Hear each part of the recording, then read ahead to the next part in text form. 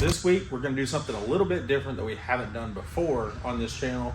We're gonna go spend the day at a car show out in Austin called the Rod Roundup.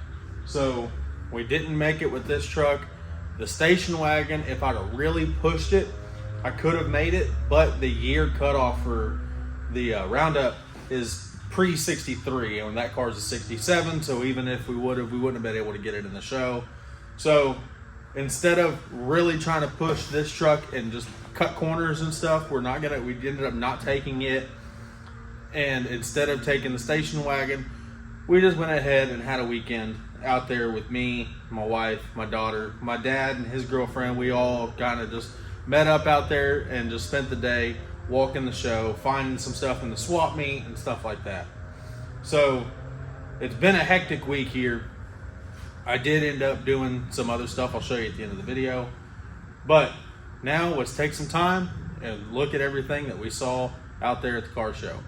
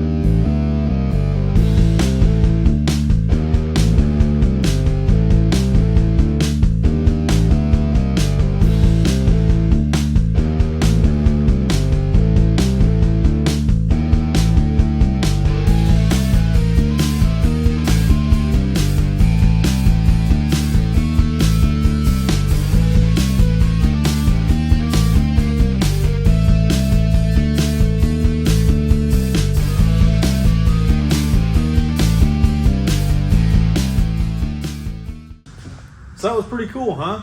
We got to see all kinds of cars. I mean, a mostly traditional build, all the kind of traditional hot rods and stuff of that nature. Stuff that this truck would have really fit in out there and been really nice at that show. Once we get it fully completed, this is the kind of show that this truck is being built for. Not perfectly, because there is still some street rod stuff done to this. It's not really perfectly traditional hot rod, but there's a lot of things to this truck that are trying to be more traditional in that aspect of like a traditional custom and stuff like that. That's why we did a lot of the mild metal work and stuff like that to this truck. Trying to stay along those lines of traditional and non-traditional, like traditional and street rod. So this truck would have fit in very well out there if we would have made it in time, but if not, hey, there's always next year. The show is going to keep going. I've got a couple more things to show y'all. So this week, for our down and dirty 390 we got here, that we don't know the internals how they are, but I do know we've got some rusted valve covers here, but I knew I was going to wind up. There's your piece. Anybody want a piece of valve cover? Oh, it's gone now. But I got some new valve covers. I've got a 2-barrel right now that we can put on it, air cleaner and all that stuff for it.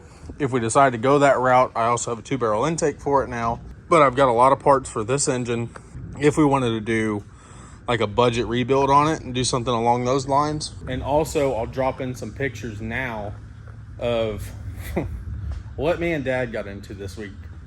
I took the liberty of, everybody does these, what do you call it, the Rust-Oleum turbo can paint jobs, and I decided I was going to try to give the old Jetta an aerosol overhaul. So I'll insert some pictures here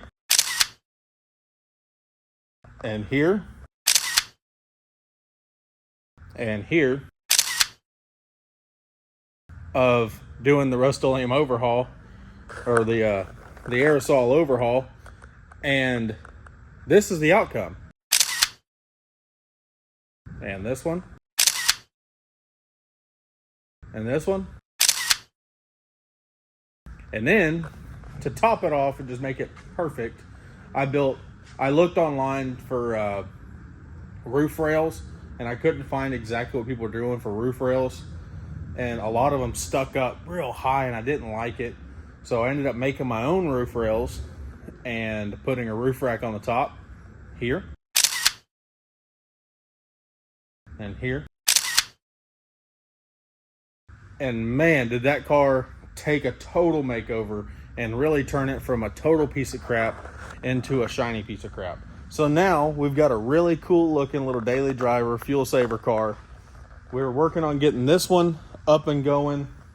We're working on getting the station wagon up and going. So we're not too far out on those two. We're getting close to having this one on the road, and then we'll be able to take a break on it and then work on that 65. I've got some ideas for that truck as well. Might involve taking the chicken ranch back down and pulling the motor back out of it, using that engine and that truck on the 65. And then we can really put something really usable and drivable in the 65 or in the chicken ranch and make it into a really streetable truck. The small block that's in there isn't bad. It's just, I think I want something a little bit more power, like an LS. Nothing like trying to pull the front tires off the ground, trying to jump a Coke can or nothing, but something make it just a little bit more friendly, fun to drive. And we ended up picking up a couple of things at the swap meet. So that's where we're going to end it this week, guys. Thank y'all for watching. I hope y'all like the show coverage, and we'll see y'all next week.